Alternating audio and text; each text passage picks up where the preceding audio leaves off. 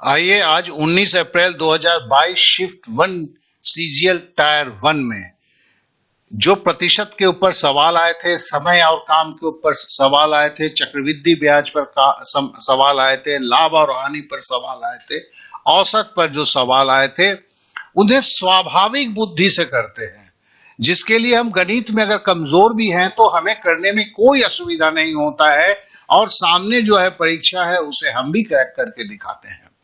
तो चलिए शुरू करते हैं। चक्रवृद्धि ब्याज अर्थात कंपाउंड इंटरेस्ट पर यह सवाल जो है आपका 19 अप्रैल 2022 का शिफ्ट 1 में आया हुआ था। अब देखिए इस सवाल पे जो है बोला गया है कि 18,000 की राशि जो है 2 साल में 21,780 हो जाती है,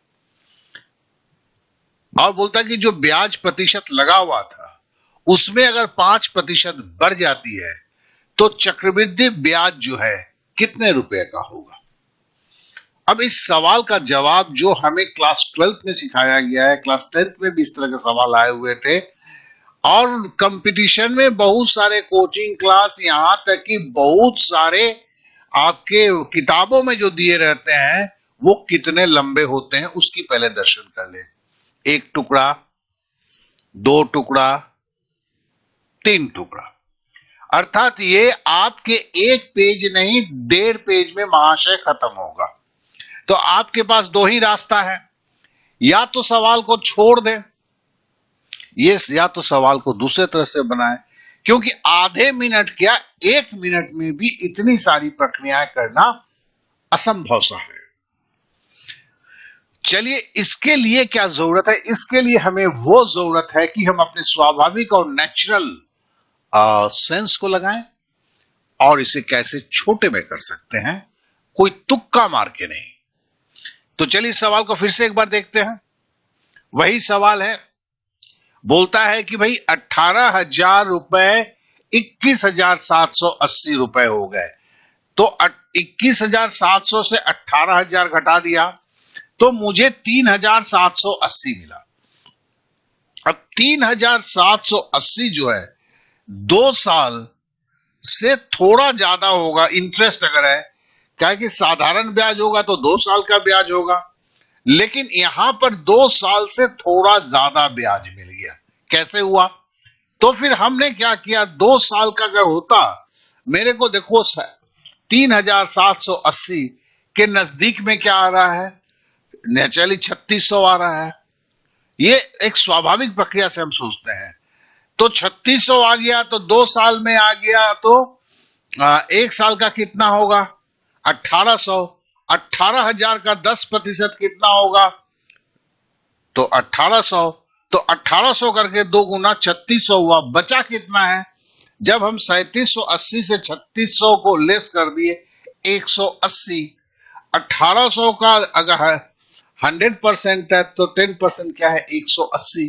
तो कहने का मतलब मुझे समझ में आ गया कि ये 10% वाला कहानी है, और 5% जुड़ गया तो 15%।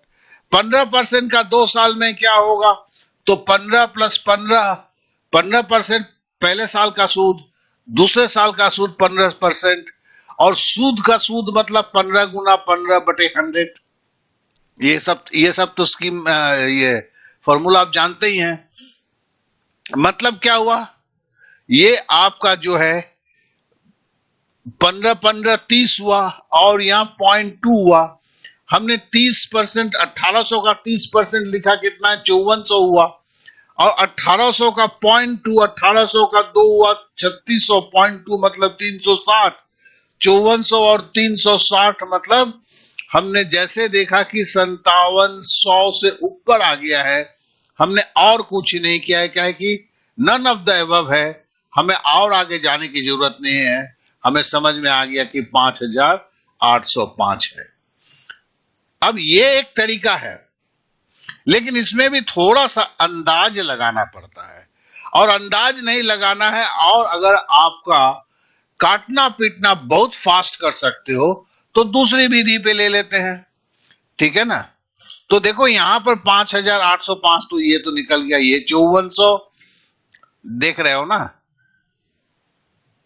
तो और 360 5700 है, 57 से ऊपर क्या है, एक ही फिगर 5800, ये कर दिया। अब दूसरी जो मैंने बात किया था काट पीट के करने का, वो कैसे होगा? तो हमने सीधा सीधा जो है 21,780 और 18,000 है।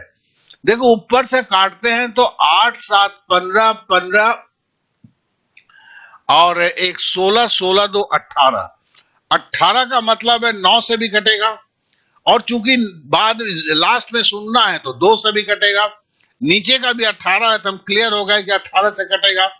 18 से जब काटा हमने तो नीचे मेरे को पहले एक शून्य तो कट गया ना, तो यहां 100 आ गया और ऊपर 121 आया।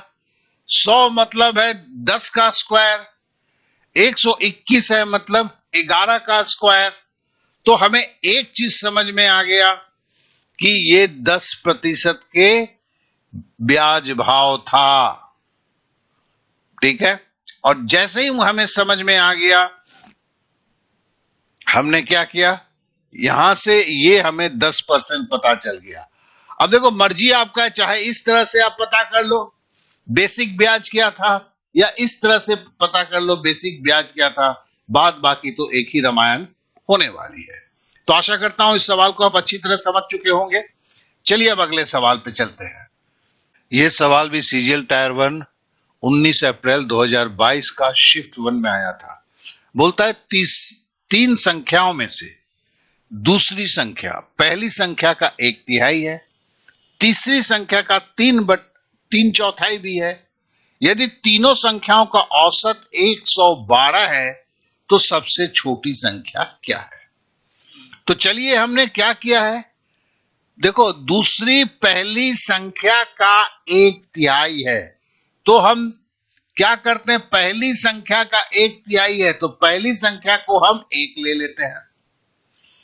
तो फिर दूसरी संख्या क्या होगी, देखो दूसरी संख्या जो है पहली संख्या का 1/3 है, तो हम दूसरी संख्या को 1/3 ले लेते हैं।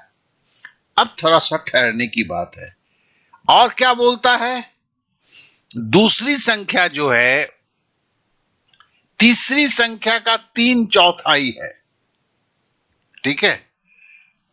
लिखा कैसे है, देखो दूसरी पहली संख्या का 1/3 है, और के बाद कौन, ये दूसरी, तीसरी संख्या का 3/4 है। तीसरी संख्या का 3/4 दूसरी संख्या है, तो तीसरी संख्या क्या होगी, 1/3 होगी, और यहां पर एक काम होगा, 3/4 के जगह पे उलट जाएगा, 3/4 के जगह 4/3 हो जाएगा। बस इतना ही तो है, इतना ही समझना है। और जब रिवीजन करना है तो यह ध्यान में रखना है, क्योंकि यहां तीसरी संख्या का दूसरी संख्या तीसरी संख्या का 3/4 है, यह बोला हुआ था। अब मेरे को देखो पहली संख्या मिल गई, दूसरी संख्या मिल गई, तीसरी संख्या मिल गई, और तीनों का औसत 112 है, तो मैं तीनों संख्या को पहले जोड़ लेता हूं, 1 + 1/3 + 4/9, ठीक है ना, ये बराबर कितना है, तो अगर हम इसको जोड़ते हैं 9 आपका ये आता है, लसा आता है, तो 9 3 12 4 16 बराबर 16/9 हुआ। और 16/9 जो है वो किसके बराबर है, हमारा तो बोला है 3 संख्याओं का औसत 112 है, तो 112 को 3 से गुना करेंगे 336 होगा। हमने 112 × 3 रख दिया। और हमें इसमें सबसे छोटी संख्या क्या है, देखो ये 4/9 है तीसरी संख्या, ठीक है ना, दूसरी संख्या 1/3 है। तो अगर मैं इसको 3 गुना कर देता हूं तो 3/9 होता है कि नहीं, देखो 3 से ऊपर नीचे गुना करता हूं, ऊपर भी 3 नीचे भी 3, तो 3/9 4/9 में, ठीक है ना, ये देखो 3/9 जो है सबसे छोटी संख्या है। पहली संख्या 9 है, दूसरी वाली संख्या 3/9 है, तीसरी वाली संख्या 4/9 है। तो अगर सबसे बड़ी संख्या बोली जाए तो 9 है, और सबसे छोटी संख्या क्या है? 3/9 है। ठीक है ना, यहां पे भी दिख रहा है 9 + 3 + 4 में जब देख रहे हो यही सबसे छोटी संख्या है। तो ये बताया इसलिए कि हम कैसे छोटी संख्या पता करेंगे। अब देखो, पहले हम एक संख्या, हमारी पहली संख्या क्या है? हमारी पहली संख्या 1 माना था हमने, तो हमने यहां 1 बराबर क्या होगा? देखो 112 गुने 3 है, ये 16/9 जो है, 9 इधर चला गया, गुना में चला गया, 16 जो है भागा में चला गया। अगर हम काटते हैं तो 16 सत्ते क्या होता है? 112 होता है। तो 1 बराबर क्या हो गया? अच्छा, काट रहे हैं यहां पर, तो 16 सत्ते 112 हो गया। ठीक है ना, तो 1 बराबर जो है, अब छोटी संख्या मेरी क्या है? अब छोटी संख्या तो दूसरी संख्या जो हमने बात किया था 1/3 है। ठीक है ना, और 1 बराबर क्या है मेरा? 7 गुने 3 गुने 9 है, और उसे 3 से भागा दे देते हैं, तो 3 और 3 कट जाता है, तो फिर क्या होता है? 7 9 63 हो जाता है। तो इस तरह से ये आंसर जो 63 है, ये इसका है। तो इसमें भी आप देखेंगे स्वाभाविक बुद्धि का इस्तेमाल करें। ठीक है ना, क्योंकि परीक्षा हॉल में जिसकी जितनी कॉमन सेंस होता है, स्वाभाविक बुद्धि होता है, वही कारगर होता है।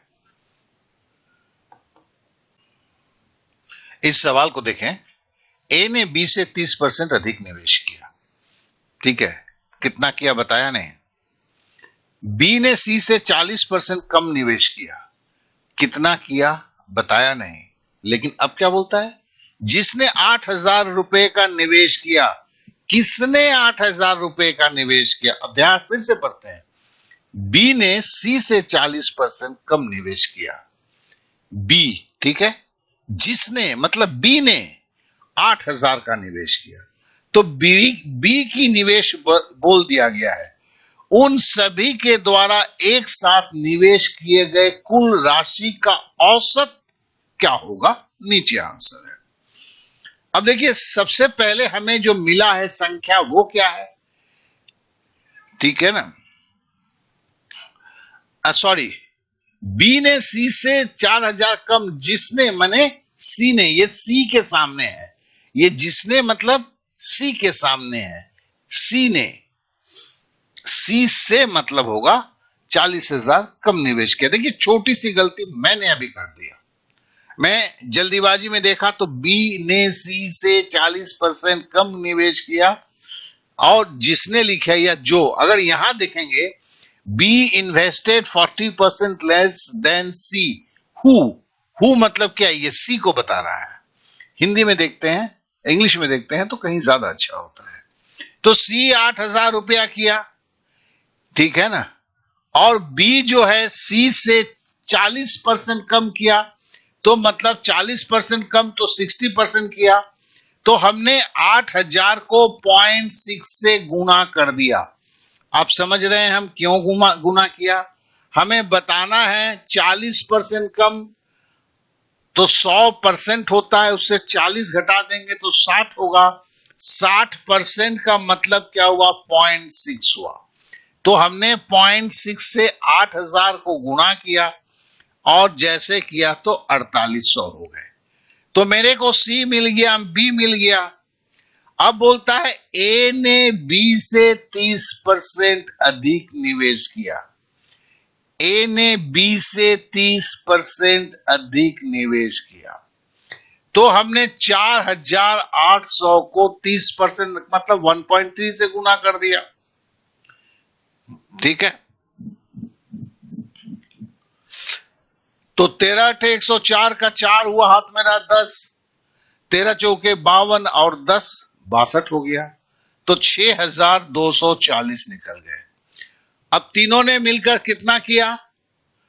तो हमने जब जोड़ा तो 19,040 रुपया था। अब औसत निकालना था तो 3 से भागा दे दिया। तो 3 से जैसे भागा देने का शुरू किया मैंने, 19 को 3 से भागा दिया, 6 × 3 = 18, तो 18 हुआ, 10 हुआ और ठीक है ना, 3 से भागा दे रहा हूं, 3 त्रिका 9। अब देखो 63 आने के बाद भाग देना छोड़ दिया, क्योंकि 6347 आंसर है। हम समय की ज्यादा बर्बादी नहीं करते, कलम यहीं से उठा डालिए, ठीक है ना। क्यों? क्योंकि आपके 2 सेकंड भी बचते हैं तो वो सही होते हैं।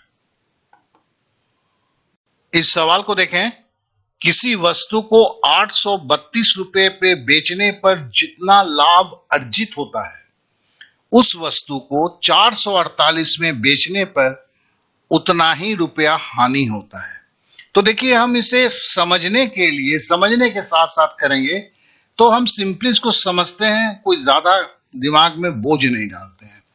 तो देखिए, मैंने एक लाइन खींच दिया, ठीक है ना, और ये बोलता है 2 चीज है कि एक है कि 448 रुपए में बेचने पर जितना हानि होगा, ठीक है ना, ये बीच का जगह है, ये जितना हानि होगा 832 रुपए पे बेचने पर उतना ही लाभ होगा।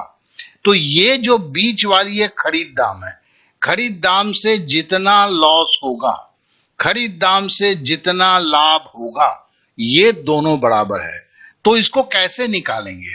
तो हम सीधी बात है कि 832 से 448 को घटाएंगे तो 384 रुपए हुआ। मतलब यहां से यहां का अंतर 384 है, लेकिन हमारा जो क्रय मूल्य बीच में स्थित है, तो हम 384 को 2 से भागा दे देंगे तो 192 रुपया। तो यहां पर मतलब क्या है, 448 में जब बेचा था तो 192 रुपए की लॉस हुई थी, 832 रुपए में जब बेचा था तो 192 रुपए की प्रॉफिट हुई थी। ये दोनों एक ही बात हुआ। तो फिर हम 448 और 192 रुपए की प्रॉफिट मतलब 640 रुपए, मतलब ये सामान 640 रुपए में खरीदा गया था, 832 में हुआ तो 192 रुपए की प्रॉफिट हुई, 640 में खरीदा और 448 में बेचेगा तो 192 रुपए की लॉस हुई थी। तो हमें 640 रुपया मिल गया। अब बोलता है कि इसका 10% प्रॉफिट कमा के खरीदा है 640 में, 10% प्रॉफिट होगा तो मतलब 640 का 10% 64 रुपया हुआ। तो हम 640 में 64 जोड़ दिए तो बराबर 704 रुपया हुआ। इस तरह से हमने देखा कि यहां भी देखिए ये 704 रुपए इसकी प्रॉफिट है। ये सवाल भी आपका 2022 19 अप्रैल को टायर 1 शिफ्ट 1 में आया हुआ था। इस सवाल में बोला गया है कि आदमी एक निश्चित पूंजी, एक कैपिटल जो कितना है रुपया नहीं बताता है, उसको लेकर बिजनेस शुरू करता है। पहले साल में उसने 60% लाभ कमाता है, और जितना लाभ कमाता है मतलब जितना पैसा हो जाता है लाभ और मूलधन, उसका 50% दान कर देता है, और बाद बाकी पैसे का फिर से धंधा करता है, और फिर से जब धंधा करता है उसका भी जो लाभ लेके, जो 60% लाभ लेके जो होता है उसका 50% फिर दान कर देता है। फिर तीसरे साल जो पैसा बचता है उससे धंधा शुरू करता है। वो धंधा करने के बाद उसमें भी जो लाभ होता है तो लाभ और मूलधन मिला के उसका 50% दान कर देता है। अब जितना रुपया उसके पास बचता है वो रुपया 15,360 है। तो पूछता है कि पहले वो कितना धन लेकर चालू किया था। देखिए, ये सब सवाल जो है देखने में, पढ़ने में बड़ी लंबी लंबी लगती है। अगर स्वाभाविक बुद्धि से करते हैं तो बहुत ही आसान होता है, ठीक है। अब स्वाभाविक बुद्धि क्या होगा, तो भैया चलो 100 रुपये का लेके लगा के चला था, ठीक है, शुरुआत किया था हमने, और 60% लाभ हुआ। तो हमने क्या किया, या तो अब 100 में 60 रुपया लाभ किया, 160 पकड़ लें, या 100 को 1.6 से गुना कर दें, मर्जी आपकी है, जो आपको सही लगता है। तो 100 रुपए का था, उसने 60 रुपया फायदा किया, 160 रुपया हो गया, आधा दान कर दिया। 50% मतलब आधा, आधा मतलब 2 से भागा, मतलब 80 रुपया दान कर दिया।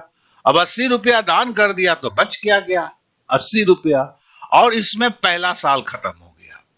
अब दूसरे साल में 80 रुपए लेके फिर धंधा शुरू करता है, और 60% की फिर कमाई करता है, तो सीधा 80 को 1.6 से गुना कर दिया, 16 अठे 128 हुआ, तो उसे 128 रुपये मूलधन और आपका आय लेकर 128 रुपये, 80 रुपया में 48 रुपया वो क्या कहते हैं लाभ कमाता है, 128 होता है। फिर दूसरे साल में 128 का आधा जो है 64 रुपया दान कर देता है। तो ये दूसरी साल की कहानी हो गई। अब ये 64 रुपए पे फिर से वो लाभ कमाता है 60%, इसलिए हम किससे गुना कर रहे थे, 1.6 से।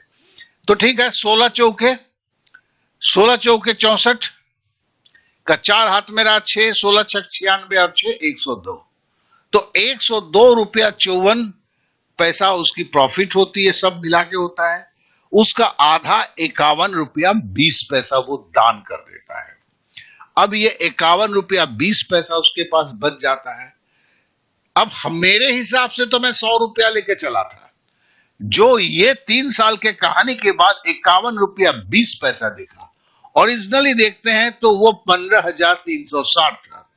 अब देखो 51.2 को अगर हम गुना करते, ध्यान से अगर देखते हैं, ये दशमलव हटा देंगे तो यहां एक शून्य बढ़ जाएगा, ठीक है ना, ऐसे हो जाएगा 512। और देखो यहां पे दशमलव हटाया तो 512 हुआ, और दशमलव हटाया तो यहां एक शून्य बड़ा हो गया। अब 512 से 1536 काटेंगे तो 12 तिया 36 और 5 तिया 15, मतलब 300 होगा। तो कहने का मतलब है कि यहां पर 1 रुपया बराबर 300 रुपए की बराबर है, ठीक है ना। ये एक जो है 300 के बराबर है, और हमने माना कितना था, 100 रुपया पहले माना था। तो 1 रुपया 300 रुपए के बराबर है, तो 100 रुपया कितने के बराबर होगा, तो 300 को 100 से गुना कर दिया तो 30,000। तो इस तरह मूलधन 30,000 होगा। देखें, ये जो है एक स्वाभाविक प्रक्रिया में किया गया है, इसे फटाफट अपना लें। जो मैथ में कमजोर है, स्वाभाविक तरीके से ये सवाल खत्म होने के बाद वीडियो को रोकें, 1 मिनट के लिए पूरी चीजों को अपने तरीके से सोचें, एक स्वाभाविक प्रक्रिया में देखेंगे, आपको मैथ याद भी रहेगा और बड़े आसानी से आस्ते आस्ते आपका दिमाग खुलने लगेगा। तो चलिए, इस सवाल को भी आप आशा करता हूं अच्छी तरह समझ चुके होंगे। अब अगले सवाल पे चलते हैं। सवाल में बोला गया है कि एक दुकानदार अपने ग्राहक को 10% का छूट देता है। 400 रुपए की कीमत अंकित है, मतलब एमआरपी 400 रुपए है। फिर वो 10% की अतिरिक्त छूट पेशकश करता है क्योंकि आइटम में थोड़ी खराबी थी, तो वो ग्राहक को किस कीमत पर मिलेगा। बहुत ही सिंपल है, केवल हमारे स्वाभाविक बुद्धि को इस्तेमाल करना है। 400 का 10% कितना होगा, 40 रुपया। तो 360 रुपये में बेचने को सोचा था, लेकिन सामान चूंकि खराब था, 360 पर फिर वो 10% का छूट देता है, तो 36 रुपया छूट देता है। तो इस तरह से वो 324 रुपये में सामान देता है, जो इसका सही आंसर है। तो अगर स्वाभाविक तरीके से करते हैं तो चीजें कितनी आसान हो जाती है। ये सवाल आपका सीजीएल टायर 1 19 अप्रैल 2022 के शिफ्ट 1 में आया हुआ था। समय और काम का इस सवाल भी सीजीएल टायर 1 19 अप्रैल 2022 को ही आया हुआ था। कितना आसान सवाल है, देखिए। 14 आदमी एक काम को 15 दिन में करता है। अगर 21 व्यक्ति को इस्तेमाल किया जाता है तो काम कितने दिनों में पूरा होगा। तो 14 आदमी एक काम को 15 दिन में करता है, तो एक आदमी ज्यादा दिन में करेगा, तो कितने दिन में करेगा, 14 इंटू 15 या 15 इंटू 14 कर दीजिए। अब अगर 21 आदमी, अब एक आदमी 15 इंटू 14 दिन में काम करेगा, तो 21 आदमी कितने दिनों में काम करेगा, तो कम में होगा, बटे 21। अब काटते हैं तो आप 7 से काटते हैं, 7 तिया 21, 14 को काटते हैं, 7 दूनी 14। अब 3 से 15 को काटते हैं तो 5 तिया 15, तो 5 से 2 को गुना करते हैं, बराबर 10 दिन में। तो इस तरह से 10 दिन में जो है वो काम 21 आदमी पूरा करेंगे। बहुत ही आसान सवाल है और आपको मानना होगा ये टायर 1 में सीजीएल में आया हुआ था। चलिए अब अगले सवाल पे चलते हैं। मैं आप लोगों से बताना ये चाहूंगा कि मैंने 10 दिन का एक कार्यक्रम लिया है जिसमें 3 दिन हो चुका है, जिसमें हमने 36 सवाल को दिए हुए हैं आपके डीआई के। तो डीआई की एक तैयारी हो रही है और इसका लिंक जो है मैं इसके डिस्क्रिप्शन पे दे रहा हूं। और अगले 7 दिन तक जो है हम जो है हर दिन सुबह और शाम 2 क्लास करेंगे और ये अगले 7 दिन तक करेंगे, मतलब 98 सवाल करेंगे। किसके ऊपर? सीजीएल टायर 1 के ऊपर, जिसमें प्रतिशत होगा, समय और काम होगा, कंपाउंड इंटरेस्ट होगा, लाभ और हानि होगा, औसत होगा। तो इनके ऊपर करेंगे तो और इतना सफिशिएंट हो जाएगा कि आप इन चैप्टर्स को भी, मतलब जो 5 चैप्टर्स हैं उसको भी ले लेते हैं और 11 से 12 मार्क्स के सवाल को आप करने में सक्षम हो जाते हैं। मतलब 12 सवाल मतलब 24 मार्क्स के सवाल करने में सक्षम हो जाते हैं। तो इस तरह से आप जो है इस बार की जो टायर 1 है उसे तोड़ देते हैं। तो अगर आप कुछ भी नहीं जानते हैं तो भी मैं नेचुरल मैथ करता हूं, इससे कंप्लीट डिफरेंट आप जो अभी तक करके देख चुके हैं। बस मेरे साथ बने रहिए और सफलतापूर्वक कीजिए। डरने की कोई बात नहीं है, साथ में चलिए। हर दिन सुबह और शाम के क्लास को जरूर अटेंड करें और जिन्होंने मुझे सब्सक्राइब नहीं किया है सब्सक्राइब करें, दोस्तों में शेयर करें और लाइक अवश्य करें। आपने समय दिया इसलिए आप सभी को मेरा बहुत बहुत धन्यवाद।